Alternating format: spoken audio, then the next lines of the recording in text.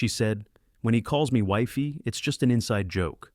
I packed my things without arguing. She brought him to the house 2 days later to clear the air. Everything was gone. My note said, "The joke's over. So are we." I'm Daniel Mitchell, 42, and I thought Melissa and I were building something real. We met 4 years ago through mutual friends at a networking event downtown. She was 31 then, vibrant and ambitious, always the center of attention, with her quick wit and infectious laugh. I was the steady one, a senior software architect with a predictable routine, but I made sure to show up for her in ways that mattered. I bought our house 2 years into the relationship, putting down the full 20% while she contributed to utilities, covered her business expenses when clients were slow, and even helped fund her marketing certification without making a fuss. Looking back, I sacrificed a lot. Weekends driving her to client meetings, late nights listening to her vent about freelance struggles. I thought that's what partnership was, but cracks started showing about 6 months ago. Melissa began spending more time with her business partner, Bryce Coleman. He'd text her at odd hours, and I'd catch glimpses of messages where he'd call her wifey. The first time I saw it, my stomach dropped. I asked her about it casually one evening while we were making dinner. "Hey, who's this Bryce guy calling you wifey in his texts? Kinda weird, right?"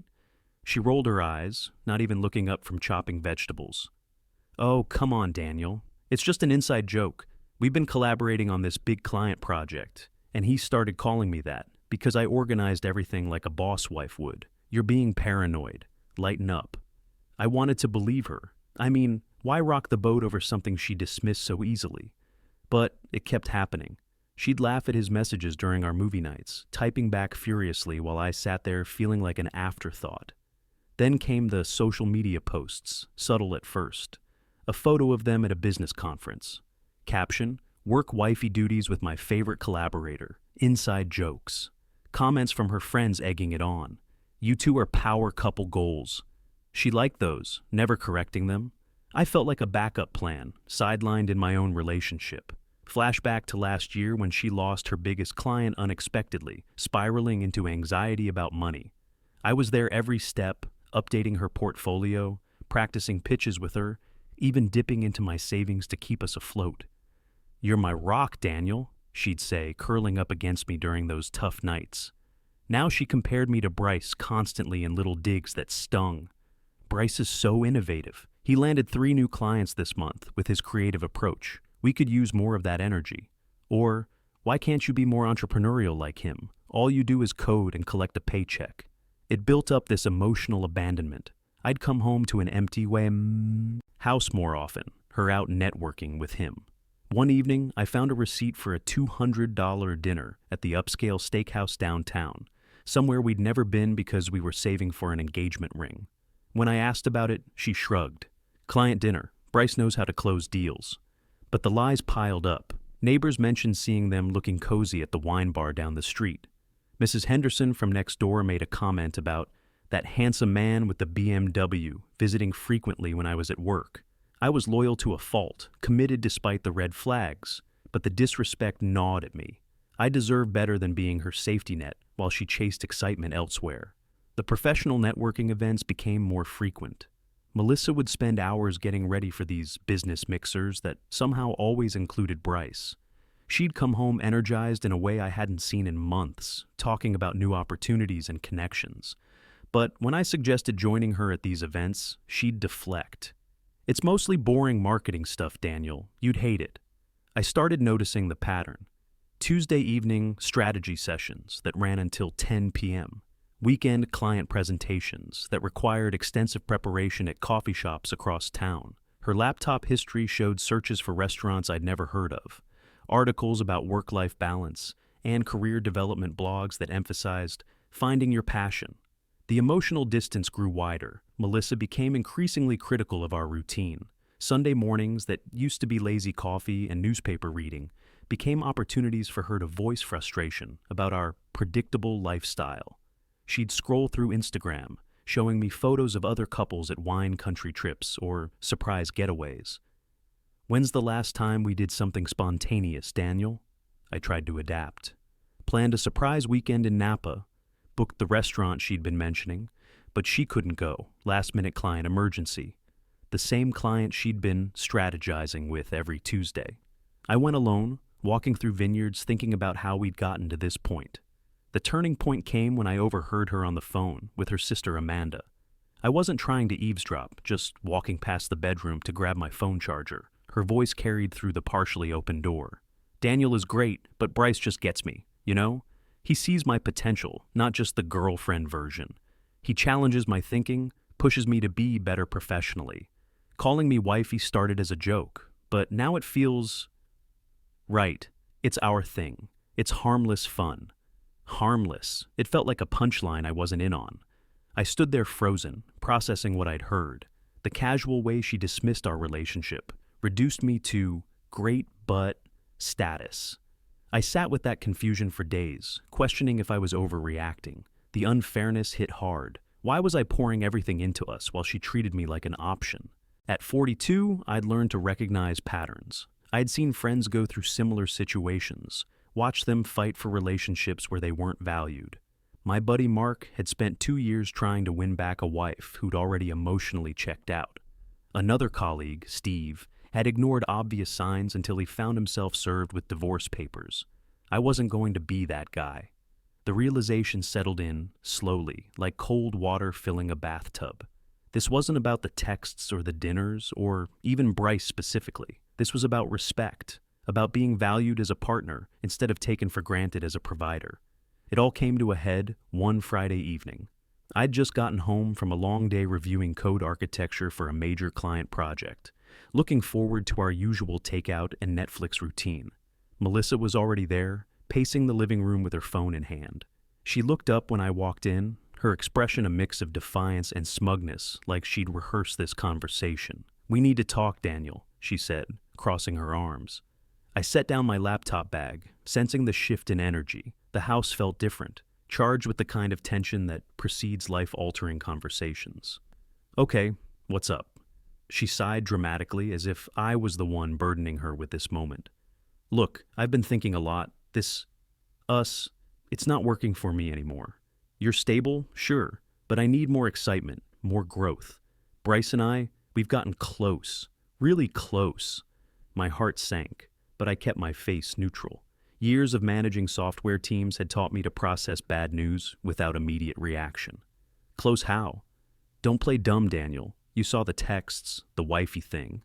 Yeah, it's more than a joke now. We've been seeing each other for a couple months. He makes me feel alive, challenged. With you, it's just routine, comfortable, but stagnant. I deserve someone who pushes me professionally, not someone who plays it safe all the time." I stood there processing her words. The cruelty hit like a wave, dismissing our 4-year relationship as stagnant after everything I'd built for us. The house around us suddenly felt foreign, full of shared memories that she was casually discarding. But I didn't yell or beg. Something deeper had taken hold, a cold clarity that surprised me. "So, you're choosing him?" She nodded, a smirk tugging at her lips like she was proud of her decision. "Yeah, I am, and honestly, I think it's for the best. You'll find someone who's okay with your whole predictable vibe. Bryce is taking me to that startup conference in San Francisco next month. Spontaneous, you know? Something you'd never do." Her justifications twisted like a knife. Predictable. "Melissa, I bought this house for us. I supported you through every client loss, every business pivot, paid for your certification, covered expenses when you couldn't. And this is how you repay that? By cheating and calling it personal growth?" She waved a hand dismissively, the gesture so casual it was almost insulting. "Oh, please don't make this about money or favors. That's not love, that's obligation. Bryce doesn't keep score like that. He just gets it, gets me, and the wifey nickname. It started as fun, but now it feels right. We're moving forward together. You should do the same." I felt anger swirl beneath the surface, but something deeper had emerged. How could she twist our history into something toxic? Her logic was delusional, rewriting our partnership as some kind of financial transaction. I'd been the one adapting, growing, supporting her dreams, while she manipulated the narrative to paint me as the problem. "So, what happens now? You want me out?" "Actually, I was thinking you could stay in the guest room for a bit until you find a place. Bryce is coming over Sunday to help sort things out. Clear the air, you know? make it less awkward for everyone. The audacity was breathtaking. She was planning to parade him through our home, the house I'd bought, to clear the air with the guy she'd been cheating with. The same living room where we'd planned our future, the kitchen where we'd cooked countless dinners together, would become the stage for her relationship transition meeting. "Clear the air with the guy you cheated with," I said flatly, testing how far her delusion extended. She laughed, a short, condescending bark that echoed off our hardwood floors. "See, this is why we don't work anymore. It's not cheating if the spark was already gone, Daniel. Grow up. Life's too short for mediocrity." I didn't argue further. The unfairness burned through me, but I nodded calmly. Fighting would only give her ammunition to justify her choices. "Fine, if that's how you feel." She seemed genuinely surprised by my lack of outburst, probably expecting tears or pleading, but she shrugged it off, already mentally moving on. "Good. I'm staying at Bryce's place tonight. We'll talk more when I get back Sunday." As she grabbed her overnight bag, the same leather weekender I'd bought her for her birthday last year, I sat on our couch. The silence after she left was deafening. Our living room felt like a museum of a relationship that had just been declared dead. I let the pain sit there that night, staring at the ceiling of our bedroom, feeling discarded like yesterday's news. But something fundamental had shifted. I didn't want to fight for someone who saw me as a stepping stone to something better. The humiliation of Sunday's planned clearing the air session crystallized my resolve. By morning, a strange calm had settled over me. I wouldn't beg or confront or try to compete with Bryce for her affection. I'd just detach, completely and quietly. That weekend, while Melissa was out living her new reality, I made my move. No dramatic scene, no emotional outburst. I methodically assessed what was truly mine versus what we'd built together. The tech equipment, definitely mine. The books I'd collected over the years, mine. The coffee machine I'd researched extensively before buying, mine. I started with phone calls. My company had been offering transfers to the Dallas branch for months, something I'd consistently declined because of Melissa's business connections in the city. I called Monday morning, speaking directly to my manager about the opportunity. "Daniel, I'm surprised. You've always been so committed to staying local. What changed?" "Personal circumstances. I'm ready for a fresh start." The approval came faster than expected. They'd been needing someone with my experience level in Dallas, and my track record made me an easy choice. A promotion to senior team lead came with it, along with a 15% salary increase and full relocation assistance.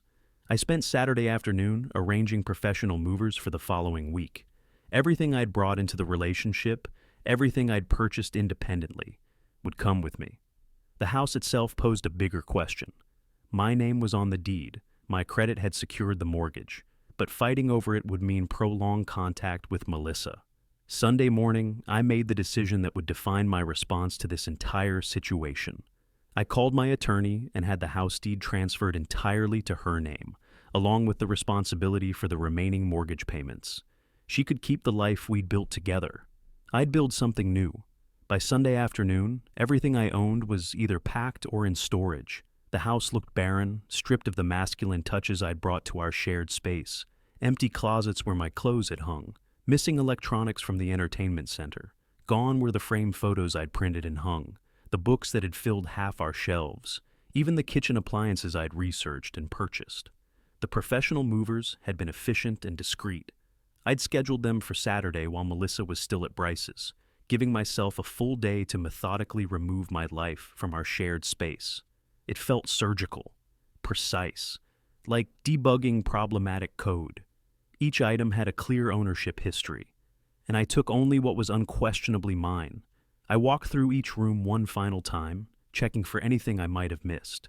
The bedroom where we'd planned lazy Sunday mornings. The kitchen where she'd practiced her client pitches while I cooked dinner. The living room where we'd watched countless Netflix series, her head on my shoulder during the early days when touch came naturally. Now it felt like a stage set after the play had ended. Her things remained, but the space felt unbalanced without my contributions. The walls had lighter rectangles where my artwork had hung. The bookshelf looked sparse with only her magazines and self-help titles.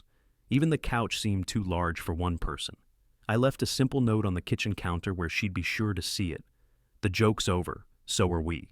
No signature needed. She'd recognize my handwriting. No anger in the words, no dramatic flourishes, just finality.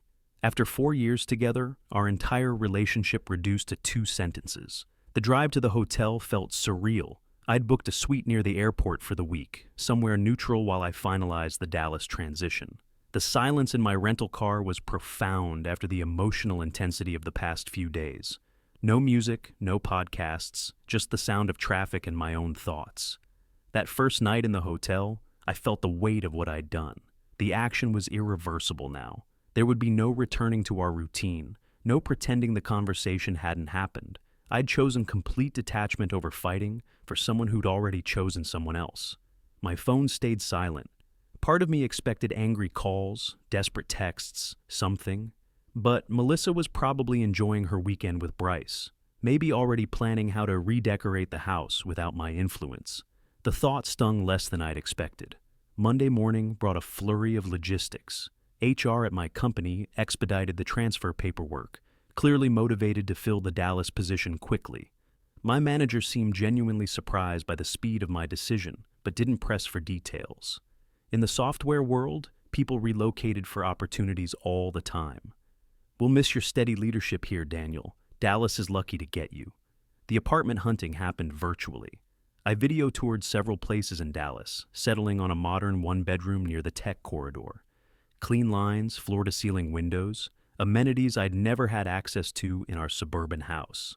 It felt like stepping into a different version of my life. Banking changes, address updates, utility transfers. The bureaucracy of disappearing from one life and materializing in another kept me busy. I handled each task with the methodical approach that had made me successful in my career. Check boxes, complete forms, move forward. Wednesday evening, my phone finally rang. Unknown number, but I recognized the area code. I let it go to voicemail. "Daniel, it's Melissa. I came home Sunday and saw everything. Your note, the empty closets. I don't understand what happened. Bryce said you'd probably calm down after we talked, but this is crazy. Call me back. We need to discuss this like adults." I deleted the message without a second thought. Thursday brought more calls, more voicemails. Her tone shifted from confusion to anger to something approaching desperation. "You can't just disappear without explanation. 4 years, Daniel. Doesn't that mean anything? I know you're upset, but this is childish. Running away won't solve anything." The irony was rich. I was childish for leaving cleanly while she was mature for cheating and planning humiliation sessions with her new boyfriend. Friday's message was different. "I talked to your office. They said you transferred to Dallas. What the hell, Daniel?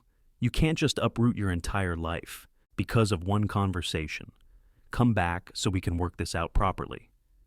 One conversation. She'd reduced months of emotional neglect, financial exploitation, and outright betrayal to one conversation. The gaslighting was almost impressive in its audacity. I blocked her number. The flight to Dallas Sunday morning felt like traveling to a parallel universe. Same job title, same company, but everything else would be different. New colleagues, new city, new routines. At 42, I was essentially starting over, but that prospect energized rather than frightened me. The Dallas team welcomed me warmly. They'd been short-staffed for months, and my experience filled a crucial gap. The work was challenging, complex system integrations that required the kind of deep focus I'd been missing during the drama at home. My new apartment was everything the virtual tour had promised. Modern, efficient, mine. No shared decisions about furniture placement or paint colors. No compromised choices about streaming services or grocery brands. For the first time in years, my living space reflected only my preferences. Evening runs through downtown Dallas became my new routine. The city felt alive, full of possibility. Young professionals filled the restaurants and bars, pursuing careers and relationships with optimism I remembered from my 20s. I wasn't looking to recapture that exactly, but their energy was infectious. 3 weeks into my new life, I had dinner with a colleague who'd become a friend. Marcus was divorced, a few years older, with teenage kids he saw on weekends. "You've got that post-breakup glow," he said over barbecue. "Painful at first, but then liberating. Like you can breathe again." He was right. The constant tension I'd carried for months had dissipated. No more wondering what mood Melissa would be in when I got home. No more analyzing text messages for hidden meanings. No more feeling like I was failing to measure up to some undefined standard. Ever hear from her? Marcus asked. Blocked her number, clean break. Smart man, fighting over someone who's already gone just prolongs the misery. That night, I realized I hadn't thought about Melissa in days. The woman who'd consumed my thoughts for months had become background noise, then silence. I was building something new, and she wasn't part of it. Word trickled back through mutual friends about how things were going. At first, it was casual updates I didn't ask for. Just FYI, Melissa's still with that Bryce guy, my buddy Kevin mentioned during a video call. I kept responses neutral and steered conversations elsewhere. Then the cracks in her fairy tale started showing. Apparently, Bryce wasn't the innovative entrepreneur she'd painted. He was a freelance consultant with inconsistent contracts, more flash than substance. From what I heard through Kevin, he'd moved into the house quickly, our old place, and started leaning on her financially when his projects dried up. She posted something about navigating rough patches in business partnerships, then deleted it within hours, Kevin mentioned during another call. Everything okay with you, man? You seem lighter.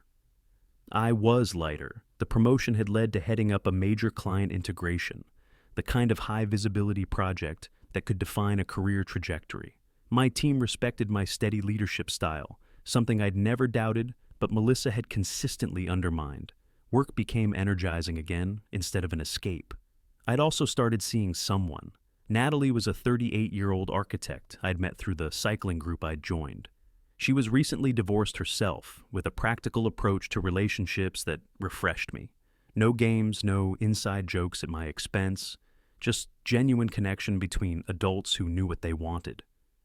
Your ex sounds exhausting, Natalie said one evening over dinner when I'd shared the basics of my situation.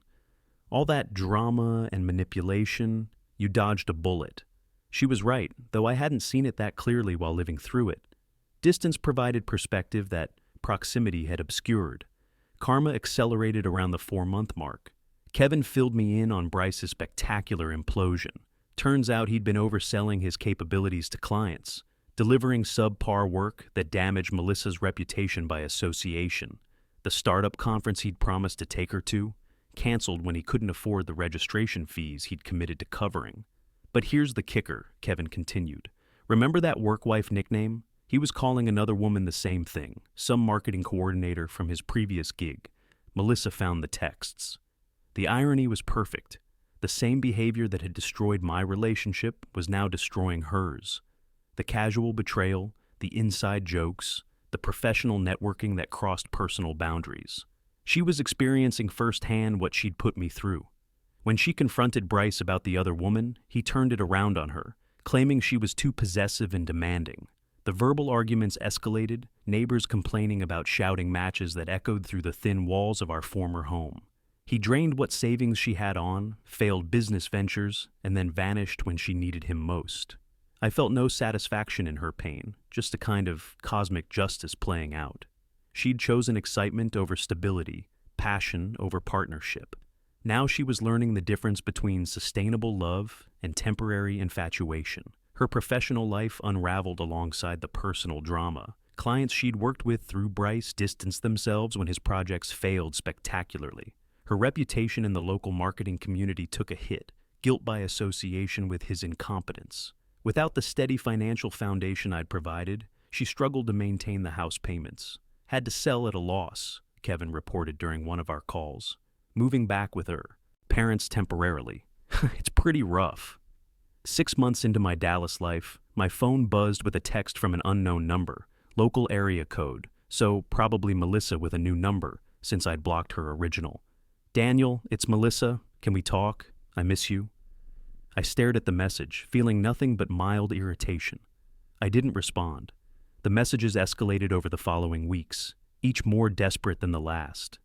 Please, Daniel, I need to explain. Things with Bryce were a huge mistake. He wasn't who I thought.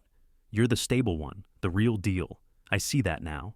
The hypocrisy was breathtaking. She'd mocked my stability, called it boring and predictable. Now she craved the very qualities she'd dismissed. I realize now how good we had it. Please give us another chance. I'll change, I swear. No more games, no more chasing excitement. I blocked the new number too. The final attempt came 8 months later at our mutual friend Ben's wedding. I almost didn't go, concerned about potential drama, but Ben was a close college buddy and I had already RSVP'd before the breakup. I flew back for the weekend. By then, I was genuinely thriving. The promotion had led to another opportunity, heading up a major division restructure. Natalie and I had gotten serious, talking about moving in together. Her grounded approach to life complemented my own, two adults building something sustainable. The wedding ceremony was beautiful, held at a vineyard outside the city. I noticed the whispers when Melissa arrived alone, looking smaller somehow than I remembered. Friends had mentioned her struggles privately, the job loss, the financial stress, the reputational damage from Bryce's failures. She spotted me during the cocktail hour, her eyes widening as Natalie and I talked with other guests. Later, she cornered us near the bar, desperation edging her voice. "Daniel, can we talk alone?" Natalie squeezed my hand supportively, then excused herself politely to refresh her drink. I nodded toward a quieter corner. "What's up, Melissa?" "I see you're doing well. That's great, but I've changed. Bryce was a disaster, abusive and manipulative. I'm in therapy now, working on myself. We could try again. You were always the one who really mattered." Her words echoed the same manipulation tactics, using her downfall to guilt me into rescuing her again. I met her gaze steadily, feeling nothing but indifference. "Melissa, that's your journey to take. Mine's here now. I've built a life without the drama, without the disrespect. You're not part of that anymore." She teared up, anger bubbling beneath the surface. "Not part of it? After 4 years, you're just cold. I thought you cared about me." "I did once," I said calmly. "But you made your choices. I made mine. Good luck with whatever comes next." I turned back toward Natalie, who smiled warmly when she saw me approaching. Melissa lingered for a moment, then walked away, muttering something to a friend who shot me, an apologetic look.